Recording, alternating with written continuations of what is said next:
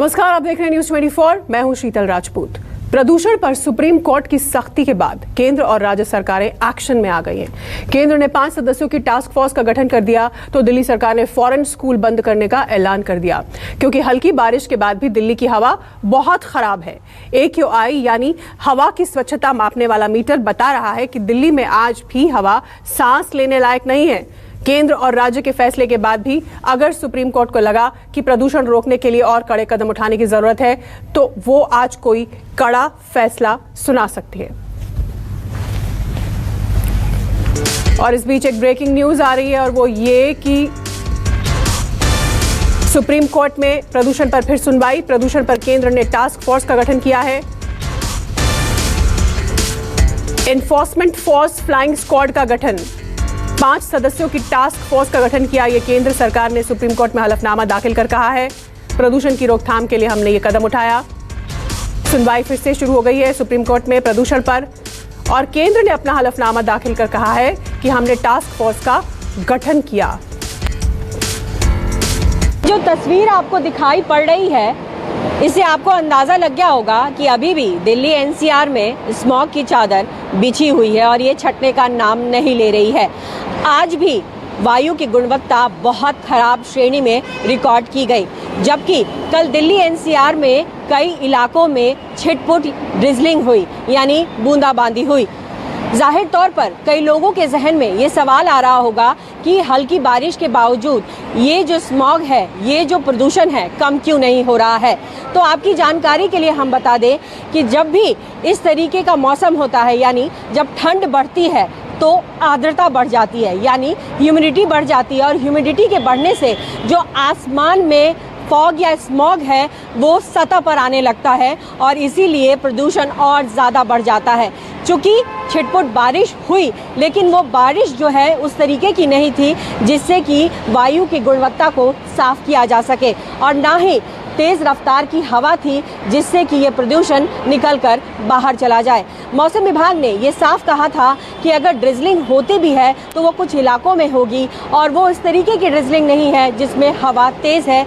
इसीलिए जो मौसम है, जो स्मॉग है, वो काफ़ी रहेगा और वो बढ़ेगा ही, क्योंकि टेम्परेचर में गिरावट दर्ज होगी और गिरावट के साथ साथ आर्द्रता बढ़ जाएगी।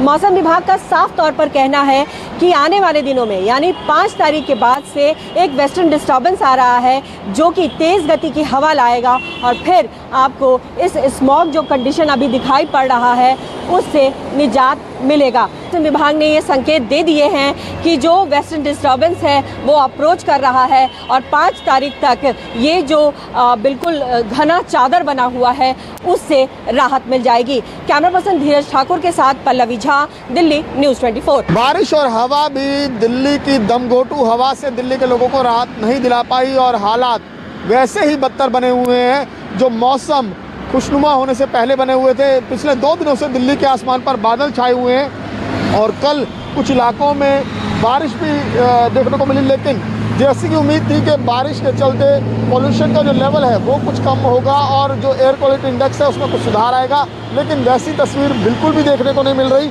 आज सुबह से ही दिल्ली के जो तमाम इलाके हैं वहाँ पर जो एयर क्वालिटी इंडेक्स है वो 380 से लेकर 400 के ऊपर तक बना हुआ है। तो आप अंदाज़ा लगा सकते हैं कि जो स्थिति पहले से ही ख़राब थी वो स्थिति वैसी की वैसी ही बनी हुई है, कोई सुधार उसमें नहीं आया है। इस पॉल्यूशन को लेकर सुप्रीम कोर्ट भी लगातार मामले की सुनवाई कर रहा है और सुप्रीम कोर्ट भी लगातार दिल्ली सरकार और केंद्र सरकार से ये कह रहा है कि वो कदम उठाएं, सख्त कदम उठाएं, लेकिन उसके बावजूद भी जैसी कंडीशन है दिल्ली और NCR की वो वाकई में बहुत बुरी हालत है। दम घोटू हवा जो है वो चारों तरफ अभी भी वो छाई हुई है। ये जो धुंध है, जो स्मॉग है, वो PM 2.5 और PM 10 का जो लेवल है वो लगातार 350 के पार बना हुआ है, जो बेहद चिंता की बात है।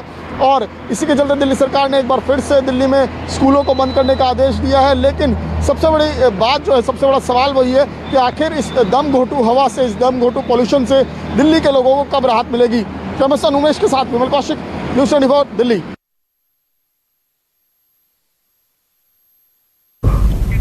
और आइए चलते हैं हमारे संवाददाताओं के पास।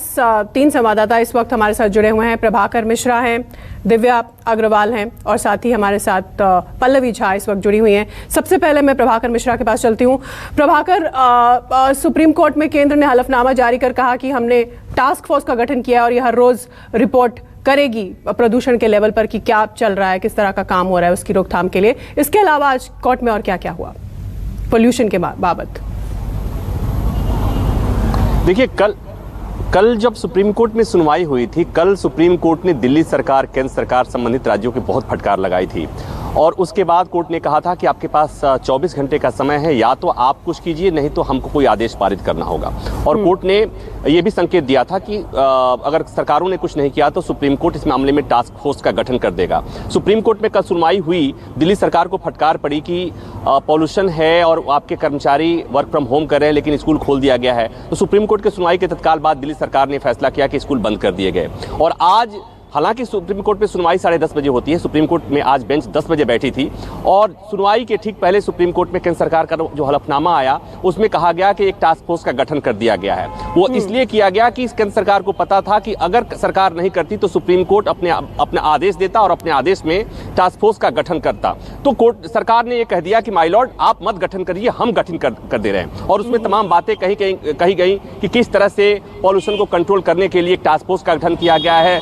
17 जो है सो फ्लाइंग स्क्वाड का बनाया गया है जो जगह जगह जाएंगे, औचक निरीक्षण करेंगे, छापेमारी करेंगे और साथ ही साथ टास्क फोर्स को विधायी शक्तियों के साथ साथ पेनल प्रोविजन भी बनाया गया है, यानी उनके पास ये भी प्रावधान वो भी है कि वो सजा भी दे सकते हैं। एक बात और इसमें महत्वपूर्ण हुई ये कि सुप्रीम कोर्ट ने इस बात पर नाराजगी जताई कि दिल्ली सरकार ने स्कूल बंद किया है, लेकिन आज मीडिया में और अखबारों में इस तरह की खबर छपी है कि मानो लगता है कि सुप्रीम कोर्ट के आदेश पर ऐसा हुआ है। तो सुप्रीम कोर्ट ने इस बात पर चिंता जताई कि इस तरह का मैसेज आ रहा है समाज में कि सुप्रीम कोर्ट ही स्कूल नहीं चलने देता या सुप्रीम कोर्ट ही स्कूल नहीं खोलने देता। इस पर सुप्रीम कोर्ट ने चिंता जताई। तो कुल मिलाकर ये कि कल सुप्रीम कोर्ट के फटकार के बाद सरकारें एक्टिव में हैं, केंद्र सरकार एक्टिव दिख रही है और आज यही बात सुप्रीम कोर्ट को समझाने की कोशिश की गई। सुप्रीम कोर्ट कन्विंस लग रहा था। सुप्रीम कोर्ट ने कहा कि हालांकि हम मैटर को बंद नहीं कर रहे हैं, एक बार फिर शुक्रवार को सुनवाई करेंगे कि देखेंगे कि आप लोगों ने यानी राज्य सरकारों ने जो कहा है वो कितना उस पर करती है और प्रदूषण पर कितना अंकुश लग रहा है। ठीक है,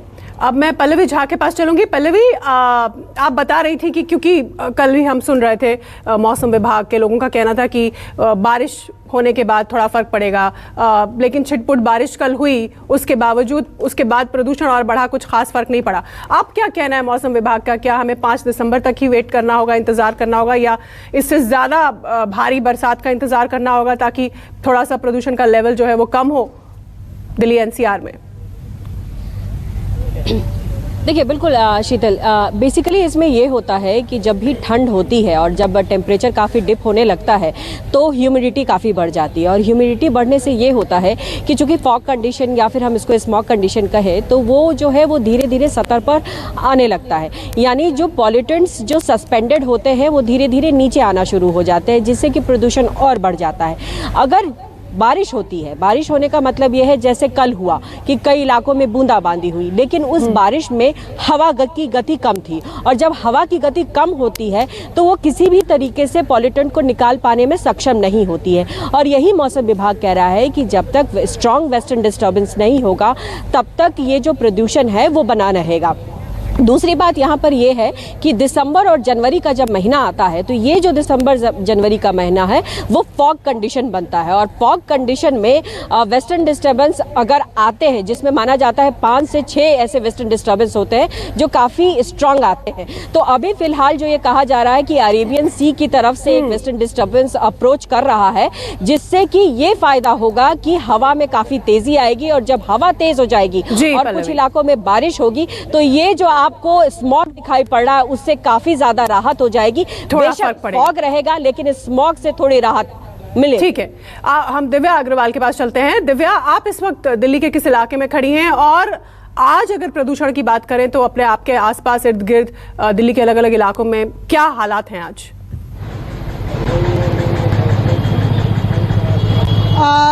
देखिए शीतल, मैं इस वक्त इंडस्ट्रियल एरिया में मौजूद हूँ। ये कीर्ति नगर इंडस्ट्रियल एरिया है, एक ऐसा इलाका है जहाँ पर जो लेबर तबका है वो बड़ी संख्या में काम करता है। एक बार मैं अपने कैमरामैन से गुजारिश करूंगी कि वो घुमा के दिखाए। बहुत ही जो रोज कमाने वाले लोग हैं वो यहाँ पर काम करते हैं और अपना गुजारा चलाते हैं, और यहाँ पर अधिकतर लोगों ने मास्क नहीं पहना हुआ है। ये देखिए, ये बहुत छोटी सी बात है, मास्क नहीं पहना, चूंकि उन्हें लगता है कि कोरोना के केसेस जो हैं अब वो कम आ रहे हैं, हमें मास्क की जरूरत नहीं है।